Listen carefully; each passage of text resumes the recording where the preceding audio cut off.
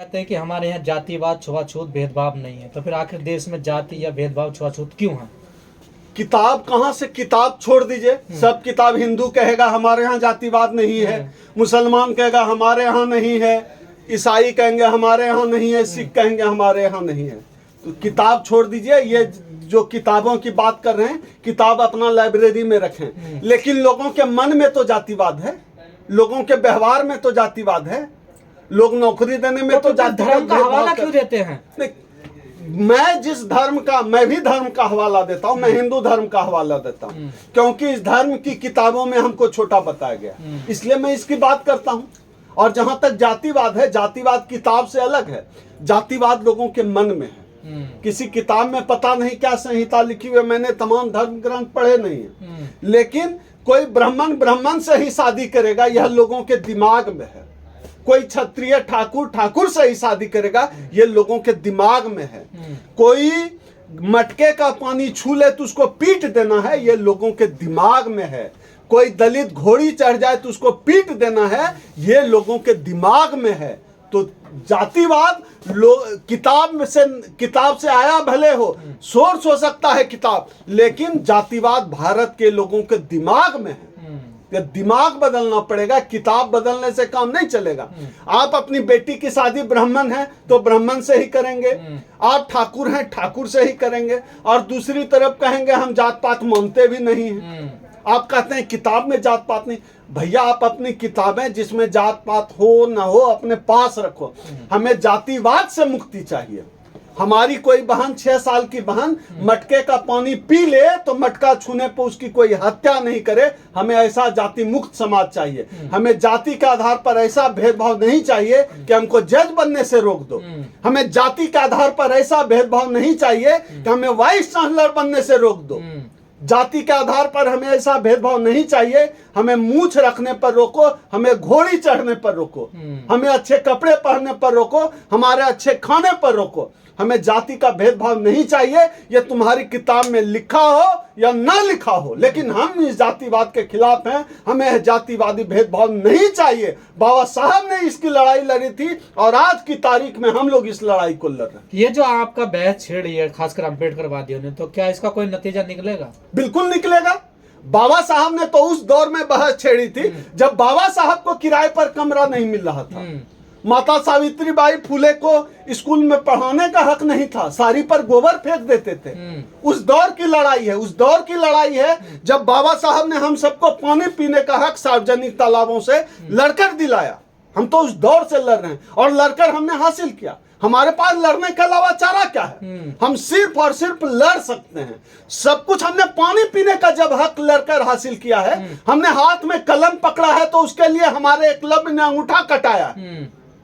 मैंने पीएचडी की डिग्री ली है तो किसी संबूक ने किसी जमाने में अपना गला कटाया है, तब मैंने पीएचडी की डिग्री ली है। सब कुछ संघर्ष से हासिल हुआ है। तो क्या इसी विमर्श का डर सता रहा मोहन भागवत की लगातार बयान दे रहे हैं? उनको पता है ना कि पूरी ये जो चुनाव आने वाला है 2024 का, उनको पता है कि वह हिंदू मुस्लिम के दम पर लड़ सकते हैं, लेकिन यह हिंदू मुस्लिम का बुलबुला अम्बेडकरवाद की सुई से फूट रहा है। उनका जातिवाद पे उनको डर लगता है, क्योंकि वह कहते हैं सब हिंदू हैं, और जब हम पूछने लगते हैं कि आरएसएस का चीफ कोई दलित क्यों नहीं बनता, कोई आदिवासी क्यों नहीं बनता, कोई यादव, कुर्मी, कोयरी, जाटव, खटीक, पासवान, चमार क्यों नहीं बनता, उनकी गिग्गी बन जाती है। जाति के सवाल से वो डरते हैं। हम कहते हैं, तुम कहते हो हिंदू मुस्लिम, हिंदू मुस्लिम, हम कहते हैं हमारे आरक्षण के खिलाफ आज तक कोई मुसलमान खड़ा नहीं हुआ। हमारे आरक्षण के खिलाफ सवर्ण खड़ा होता है।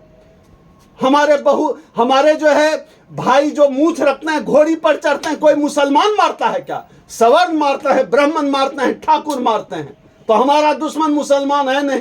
उनका सब प्रोपगेंडा हिंदू मुस्लिम करने का फेल हो जाता है। तो मुसलमानों से ज्यादा मतलब अम्बेडकरवादियों से खतरा मोहन भागवत? उनको अम्बेडकरवादियों से ही खतरा है, क्योंकि वो बात मनुस्मृति की करते हैं और अम्बेडकरवादी बात संविधान की करते हैं। अम्बेडकरवादी बात बराबरी की करते हैं। अंबेडकरवादी बात कहते हैं कि सब एक समान है, कोई छुआछूत नहीं है। और उनकी किताब मनुस्मृति कहती है कि कोई छोटा है कोई बड़ा है। इस देश में आज की लड़ाई ही मनुस्मृति बनाम भारत के संविधान की लड़ाई है, और हम लोग भारत का संविधान लेकर खड़े हैं, संविधान के पक्ष में।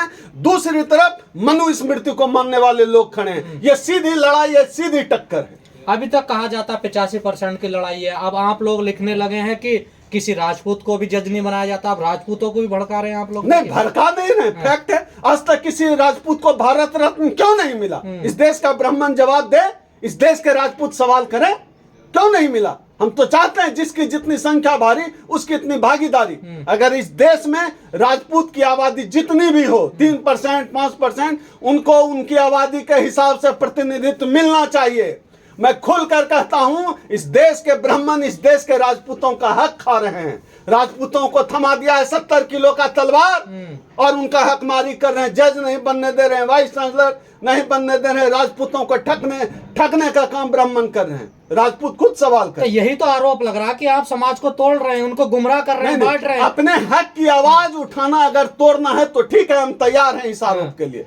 अगर अपने हक हुकूक की बात करना, अपने अधिकार की बात करना, अपने संवैधानिक अधिकारों की बात करना अगर तोड़ना है उनकी नजर में, तो उनकी नजर की परवाह कौन करता है? पहले पिछड़ों को गुमराह किया, अब राजपूतों को करने लगे हम लोग। भी सबके हक अधिकार की बात करते थे, आज भी बाबा साहब भी सबके हक अधिकार की बात करते थे। हम लोग भी सबके हक अधिकार की बात करते हैं। हम तो ब्राह्मणों के लिए भी न्याय प्रिय हैं। हम तो कहते हैं कि ब्राह्मणों की जितनी आबादी है उतनी उनकी भागीदारी दो। तो जो ब्राह्मणों की आबादी 2-3% है, 2-3% उनको जहां चाहिए संसाधन में ले भागीदारी। जो साधु संत हिंदू राष्ट्र का सपना देख रहे हैं वो कैसे पूरा होगा? नहीं, एक तो साधु संत मैनेजमेंट की भाषा में अनप्रोडक्टिव हैं, और जो भारत के संविधान के खिलाफ बात करे, इन साधु संतों को पेड़ से उल्टा लटका देना चाहिए। संविधान के खिलाफ हिंदू राष्ट्र संविधान के किस पेज में है बताए मोहन भागवत? बताए वो साधु संत जो हिंदू धर्म की बात करता है, हिंदू राष्ट्र की बात करता है। एक हिंदू गांव बनाने का दम नहीं है इनके पिछवाड़े में,